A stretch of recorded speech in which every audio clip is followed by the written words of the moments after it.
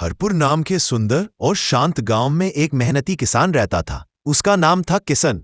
किशन रोज सुबह सूरज निकलने से पहले खेतों में काम करने जाता था। एक दिन वह खेत की जुताई कर रहा था कि अचानक उसकी हल लोहे की किसी चीज से टकराई। जब उसने मिट्टी हटाई तो उसे एक पुरानी धूल भरी लेकिन चमकदार सोने की जादुई हांडी मिली। किशन हैरान रह गया। वह उसे घर ले आया। इसका घर छोटा और पुराना था, लेकिन किशन ने हांडी को बड़े प्यार से साफ किया और अपने बिस्तर के पास रख दिया। उसी शाम किशन ने अपनी जेब से एक अकेला सोने का सिक्का निकाला, जो उसे कभी बाजार में मिला था, लेकिन उसने किसी को दिखाया नहीं था। वह सिक्का गलती से हांडी में गिर गया। बस जैसे ही सिक्का गिरा, हांडी अंदर से चमकने लगी और ठन ठन की आवाज आने लगी।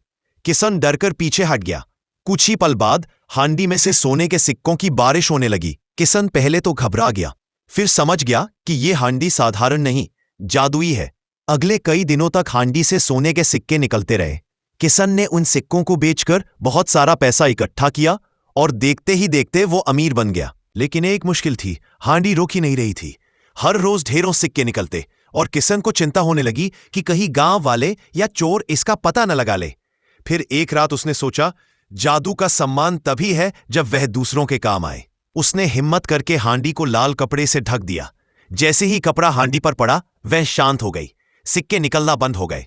अब किशन के पास इतना धन था कि वह अपनी पूरी जिंदगी बदल सकता था। लेकिन उसने एक अलग रास्ता चुना। वह गांव के लोगों की मदद करने लगा। उसने गांव में अस्पताल बनवाया, एक बड़ा स्कूल खुलवाया, नदी के किनारे एक मजबूत डैम बनवाया और गरीबों के लिए घर और राशन की व्यवस्था की। हरपुर गांव चमकने लगा, बिल्कुल उस जादुई हांडी की तरह। और किशन को लोग केवल एक अमीर किसान नहीं, बल्कि हरपुर का चमत्कारी दाता कहकर पुकारने लगे। कहानी का संदेश, असली समृद्धि वही है जो दूसरों को खुशियों का रास्ता दिखाए।